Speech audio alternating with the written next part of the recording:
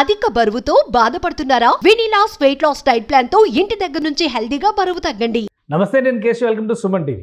ఆంధ్రప్రదేశ్లో రాజకీయాలు చకచకా మారిపోతున్నాయి. ఇప్పుడు ఫోకల్ పాయింట్గా మారింది జనసేన పార్టీ. జనసేనలో చేరేందుకు వైసీపీ నేతలు ఆసక్తి చూపిస్తున్నారు. సీనియర్ మోస్ట్ లీడర్గా పరిగణించే బాలినేని శ్రీనివాసరెడ్డి దగ్గర నుంచి ఇంకా అనేక మంది ఒక్కొక్కరుగా ఈ జాబితా పెరుగుతూ పోతుంది.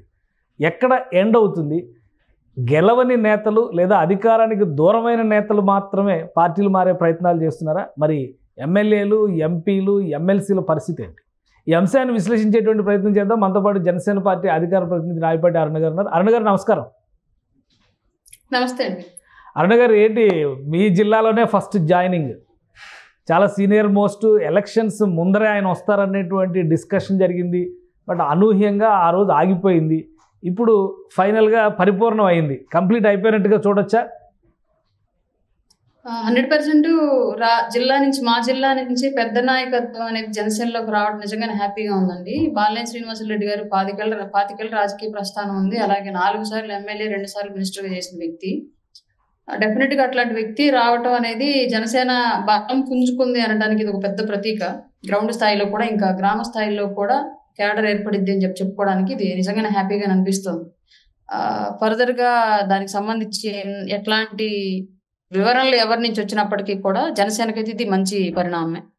కానీ పార్టీలో ఎప్పటి నుంచో పల్లకి మోసిన బోయిలు అటు పక్కన ఇటు పక్కన నుంచున్నారు. అటు రియాజ్ గారు, ఇటు మీరు నిలబడి ఉన్నారు. శ్రీనివాసరెడ్డి గారు మధ్యలో ఉన్నారు. మరి అప్పటి నుంచి సర్వీసెస్ చేసినటువంటి జన సైనికులు, నాయకుల పరిస్థితి ఏంటి? కూటమి పరంగా కూడా ఇప్పుడు ఫుల్లీ లోడెడ్. ఎక్కడ చూసినా కానీ ఈ పార్టీ కావచ్చు, ఆ పార్టీ కావచ్చు, అలానే బీజేపీ కావచ్చు, 3 పార్టీల్లో కూడా నాయకత్వానికి లోటు లేని పరిస్థితి ఉంది. కొత్త నాయకుల్ని ఎలా అకామిడేట్ చేస్తారు? పదవులు ఇస్తేనే పార్టీలోకి వస్తామనే కండిషన్స్ వాళ్ళు పెట్టలేదు. మీకు పార్టీలోకి తీసుకొని కంపల్సరీగా మేము పదవి ఇస్తాము అనేటువంటి ష్యూరిటీ కూడా అధిష్టానాలు ఇవ్వట్లేదు. అలాగే పల్లకీలు మోసే బోయిలుగా ఉన్నప్పటికీ కూడా కళ్యాణ్ గారి కోసం అట్లాంటివి ఎన్నో చేయడానికి మేము ఇప్పటికే సిద్ధంగానే ఉన్నాము. నిన్నటి నుంచి నాకు పెద్ద ఎత్తున నా మీద వస్తున్నటువంటి ట్రోలింగ్ ఏంటి అంటే, ఆయన నీకు ఆయనకి గొడవ పడింది కదా, మరి ఆయన ఎలాగో పార్టీలో జాయిన్ చేయడానికి సహకరించో, పక్క నుంచి ఎలా ఎంకరేజ్ చేస్తున్నావు అని చెప్పేసి చాలా మంది క్వశ్చన్ నాకు నిన్నటి నుంచి సోషల్ మీడియాలో, రాత్రి కొన్ని ఒంగోలు గ్రూపుల్లో కూడా ఏదో ఒక వాయిస్ సర్క్యులేట్ అయ్యింది. అవునవును, అప్పుడు రికార్డింగ్స్ అవి కూడా వచ్చినాయి కదా మిమ్మల్ని తిడుతూ. అవును. ఈ సందర్భంగా అది నేను వివరణ ఇవ్వాలనుకుంటున్నాను 100%.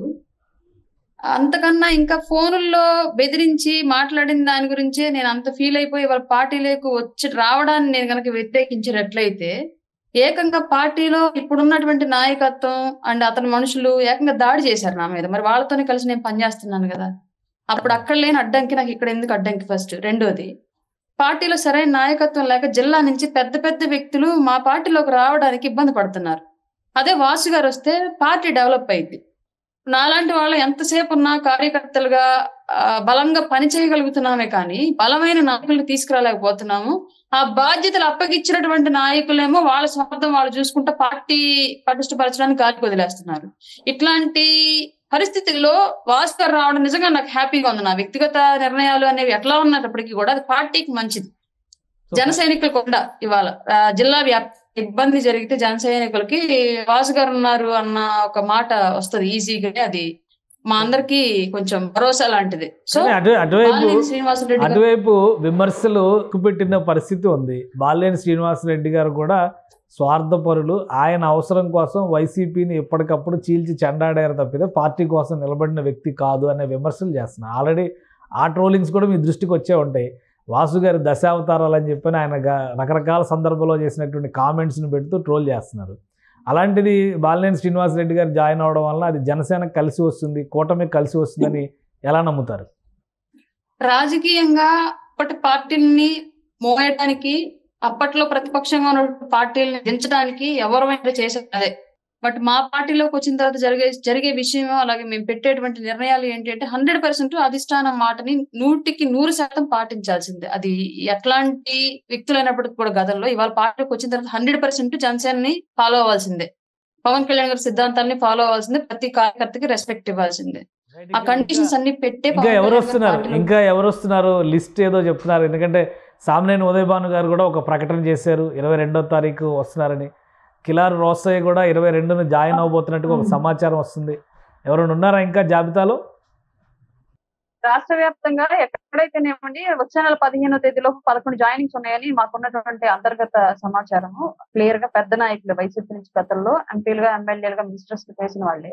రానున్న రోజుల్లో జగన్మోహన్ రెడ్డి దుకాణం సర్దేసుకొని షట్టర్ క్లోజ్ చేసుకుంటాడు 100%. ఆ సిచ్యువేషన్ అయితే 100% జగన్మోహన్ రెడ్డి క్రియేట్ చేస్తాం. ఎందుకంటే ప్రజలు తిరస్కరించి ప్రతిపక్షం కూడా ఇవ్వకుండా విపక్షంలో కూర్చోబెట్టినప్పటికీ కూడా ఇప్పటికీ కూడా కూటమి మీద విషం చల్లుతూ అధికార దాహం ఇంకా చావక ప్రజలను ఇబ్బంది పెట్టడానికి కూడా సిద్ధపడుతూ ప్రతిపక్ష హోదా లేకపోయినప్పటికీ కూడా ఇప్పటికీ ప్రజలను మోసగించే విధంగా ప్రవర్తిస్తూ ఉన్నాడు. కాబట్టి వైసీపీ అనేది ఆంధ్ర రాష్ట్రానికి హానికరం. 100% ఆ పార్టీకి ఖచ్చితంగా షట్టర్ వేసి తీరుతాం. కానీ అక్కడ జిల్లాల్లో కమిటీలు ఏర్పాటు చేస్తున్నారు, అధ్యక్షులు నియామకాలు చేస్తారు, వరుసగా రివ్యూలు చేస్తున్నారు.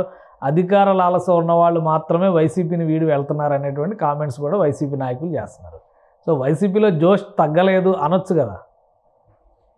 పార్టీని నడిపే క్యాడర్ లేనప్పుడు కొత్తగా సోషల్ మీడియాలో వచ్చేటువంటి కమిటీలు, క్యాడర్లు అన్ని కూడా రాజకీయాల్లో గెలుపునివ్వలేవు అన్నది 2024 ఎన్నికలు తేటతెల్లం చేసిన విషయం వైసీపీకి. ఎందుకంటే పెద్ద ఎత్తున మాకు వాళ్ళు ఉన్నారు, వీళ్ళు ఉన్నారని చెప్పేసి కొంతమంది నాయకులు అప్పటి వరకు పార్టీని నడిపిన నాయకులంతా విర్రవీగి దాని పర్యవసానం 2024 ఎలక్షన్ రిజల్ట్స్ లో చూశారు. ఇప్పటికీ కూడా అట్లాగే భావించుకుంటూ ఉంటే ఇంకా చివరికి మిగిలిన జగన్మోహన్ రెడ్డి మాత్రమే వైసీపీ అనే పార్టీతో పాటు. రైట్. ఇప్పుడు ఆంధ్రప్రదేశ్లో అలానే జాతీయ స్థాయిలో కూడా ఒక పెద్ద చర్చనీయాంశం అయింది తిరుమల ప్రసాదంలో అపవిత్ర కార్యకలాపాలు జరిగినాయి అనేది. ఏంటి జనసేన అధినేత కూడా రియాక్ట్ అయ్యారు. కేంద్రం నుంచి దీనిపైన సమర్థమైనటువంటి నిఘా పెట్టాలి, ఎంక్వైరీ చేయాలనేటువంటి డిమాండ్ చేశారు. అమిత్ షా గారికి ఏపీసీసీ చీఫ్ అయితే లేఖ రాశారు. ఏంటి తిరుమల ఉదంతం రాజకీయాలకి ప్రతి సందర్భంలో, ఎందుకంటే 2019లో కూడా తిరుమలని ఫోకస్ చేస్తూ రాజకీయపరమైనటువంటి ఆరోపణలు, విమర్శలు జరిగినాయి. ఇప్పుడు కూడా తిరుమల రాజకీయాలకు బలవుతున్నటువంటి పరిస్థితి లేదా నిజంగానే ప్రక్షాళన జరుగుతుందని నమ్మాలా? మీరు గతంలో కనుక జగన్మోహన్ రెడ్డి ప్రభుత్వంలో ఉన్నప్పుడు ఒక విషయాన్ని మీరు గమనించినట్లయితే కోవిడ్ వచ్చి ప్రపంచం మొత్తం గడగడ వణికిపోతూ వేలాది లక్షలాది మంది ప్రాణాలు తీస్తూ ఉంటే ప్రపంచంలో ఉన్నటువంటి అన్ని దేశాల యొక్క వ్యవస్థలు, రాజకీయ వ్యవస్థలు, ప్రభుత్వ వ్యవస్థలు, ఆ యంత్రాంగం అంతా కూడా ఆ కోవిడ్ ని ఎలా ఎదుర్కోవాలి అనేది పెద్ద ఎత్తున వైద్య రంగం మీద పెట్టుబడి పెట్టి రసాయనాలు, కెమికల్స్, డ్రగ్స్ అన్నింటినీ కూడా అత్యంత నాణ్యమైనటువంటి వాటిని కొనుగోలు చేసి మెడిసిన్ వాడి రోగులు బ్రతికించుకునే ప్రయత్నం చేశారు ప్రపంచవ్యాప్తంగా.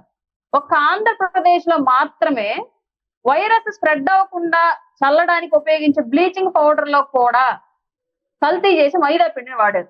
ఆంధ్రప్రదేశ్ కి మాత్రమే ఆ ఘనత దక్కింది, జగన్మోహన్ రెడ్డికి మాత్రమే అట్లాంటి ఖ్యాతి దక్కింది. అంటే ప్రజల ప్రాణాల కన్నా కూడా, వైరస్ ని అరికట్టడం కన్నా కూడా వీళ్ళ డబ్బులు ఇంపార్టెంట్ అనుకున్నారు. అందులో కూడా ఆ కాంట్రాక్ట్ లో కూడా వీళ్ళు మిగిలించుకోవాలని ఆలోచించారు వైసీపీ నాయకత్వం అప్పట్లో. అట్లాంటి వ్యక్తులు ఇవాళ నాణ్యమైనటువంటి నెయ్యిని తీసుకొచ్చి ఆధ్యాత్మిక క్షేత్రంలో ఆ క్షేత్రానికి ఉన్నటువంటి పవిత్రతను కాపాడుతారని చెప్పేసి మేము ఎట్టి పరిస్థితుల్లో అనుకోలేం. 100% దాంట్లో కూడా ప్రకృతికి పోయి జంతు కొవ్వును 100% కలిపి ఉంటారు. దాంట్లో కూడా కాంట్రాక్ట్ లో డబ్బులు మిగిలించుకోవడానికి ప్రయత్నం చేసి ఉంటారని చెప్పేసి మేము 100% నమ్ముతున్నాం. గతంలో చాలా విషయాలు చూసాం కాబట్టి జగన్మోహన్ రెడ్డి గారి గవర్నమెంట్ ఉద్దేశపూరితంగా రాజకీయంగా ఉద్దేశపూరితంగా ఎన్డీఏ కూటమి సమావేశంలో చేసినటువంటి ఒక చౌకబారు విమర్శ అని వైసీపీ నాయకులు అంటున్నారు. ఆల్రెడీ వాళ్ళు మెడికల్ రిపోర్ట్లు కూడా సబ్మిట్ చేశారు కదండి, బయట మీడియా కూడా ఇచ్చినట్టున్నారు రిపోర్ట్లు. ల్యాబ్ నుంచి రిపోర్ట్స్ కూడా ఇచ్చిన తర్వాత చౌకబారు విమర్శ ఎలా అవుతుంది నాకు అర్థం కాలేదు. ల్యాబ్ నుంచి రిపోర్ట్లు ఇచ్చారు. గతంలో మద్యం కల్తీ జరుగుతున్న మహాప్రభు మీ ప్రభుత్వంలో అంటే ఎక్కడ జరుగుతుంది? తాగిన వాళ్ళందరూ బతికే ఉన్నారు, ఎవరు చావలేదు, ఏ కారణంతో చచ్చినా మద్యమే కారణం అని చెప్పేసి వివిధ రకాల ఆరోగ్య కారణాలతో ఒకే రోజు 31 మంది 21 మంది చచ్చిపోతే అందులో చిన్నపిల్లలు, ఆడవాళ్ళు ఎవరు లేకుండా కేవలం మగవాళ్ళు, అందులో కూడా తాగుడుకు బానిసైన వాళ్ళు మాత్రమే చచ్చిపోతే అనారోగ్య కారణాలతో చచ్చిపోయిన వాళ్ళకి కల్తీ మద్యంతో చనిపోయారని చెప్పేసి ప్రభుత్వం మీద బురద వెళ్తారా అని చెప్పేసి మాట్లాడారు ఈ వైసీపీ అప్పట్లో.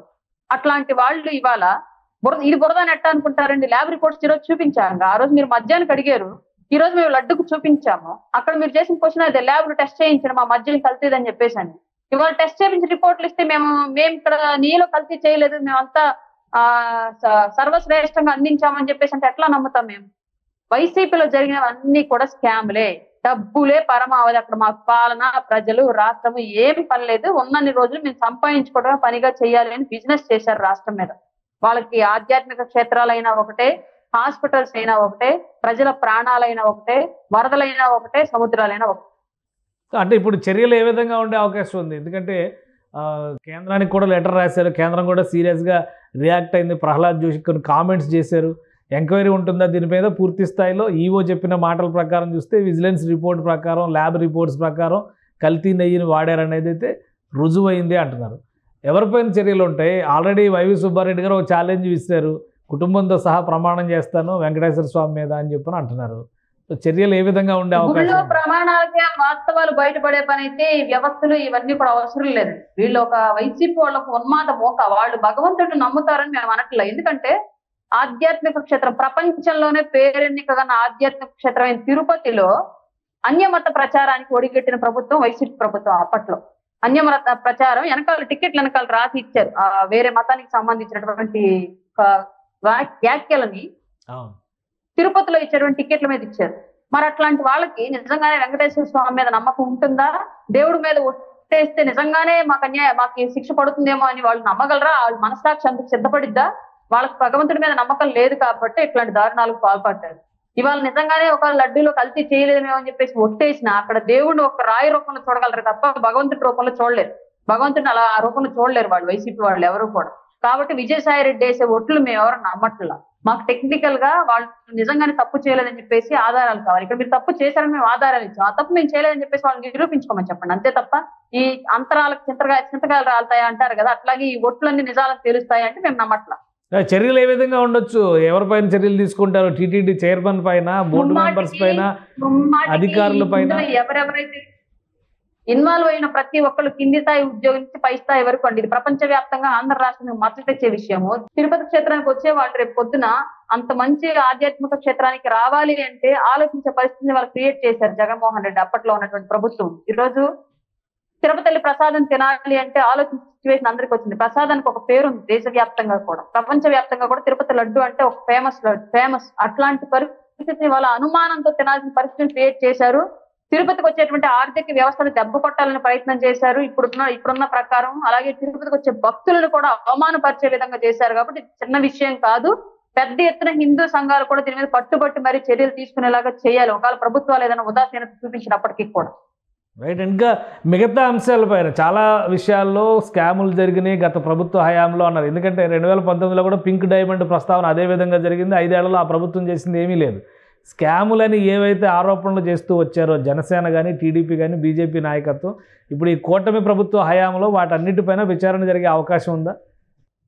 ముమ్మాటికి అండి. రాష్ట్రంలో అంటే ఇప్పుడు వచ్చి 3 నెలలే, పూర్తి కూడా 3 నెలలు అయింది అంతే. కాబట్టి పైగా ఒకదాని తర్వాత ఒకటి సమస్యలు వచ్చి పడుతూ ఉంటే ప్రభుత్వానికి ఇట్లాంటి విషయాల మీద దృష్టి పెట్టే టైం ప్రస్తుతానికి ప్రభుత్వం దగ్గర లేదు. ముందు ప్రజలను రక్షించాలి, ప్రజలకు ఇచ్చిన హామీలను వెంటనే నెరవేర్చాలి, వాళ్ళల్లో మళ్ళీ వ్యతిరేక స్వరాలు పెరగకముందే అన్న విధానంతో ఫస్ట్ పాలన మీద ఫోకస్ చేసుకున్నారు, అభివృద్ధి మీద ఫోకస్ చేస్తున్నారు. అటువైపే ఉన్న ఆలోచనలు. అట్లాగే కొంత సమయం తర్వాత ఏదైతే హామీలు ఇచ్చాం వాటిని పూర్తిగా స్ట్రీమ్ లైన్ లోకి తీసుకొచ్చిన తర్వాత డెఫినెట్ గా ఇట్లాంటి అక్రమాలు, అరాచకాలు, ఈ స్కామ్లు అన్నింటి మీద దృష్టి పెట్టి వ్యవస్థ మొత్తాన్ని ఆ శాఖలకు సంబంధించిన వ్యవస్థ మొత్తాన్ని కూడా దాని మీద పెట్టి ఖచ్చితంగా ఎవరైతే అక్రమార్కులు ఉన్నారో వాళ్ళందరినీ బయటికి లాక్కొచ్చి మరి శిక్ష వేసే విధంగా అయితే ఎన్డీఏ కూటమి పనిచేస్తుంది. రైట్. థ్యాంక్ యూ అరుణ గారు, మీ అభిప్రాయాన్ని తెలియజేసినందుకు.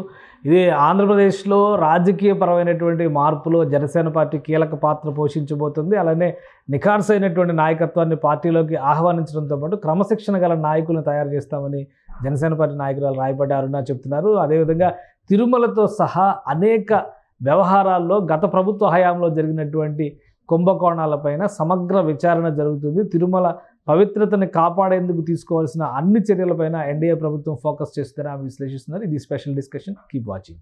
సుమన్ టీవీలో మీ పర్సనల్ అండ్ బిజినెస్ ప్రమోషన్స్ కోసం కింది నెంబర్కి కాంటాక్ట్ చేయండి.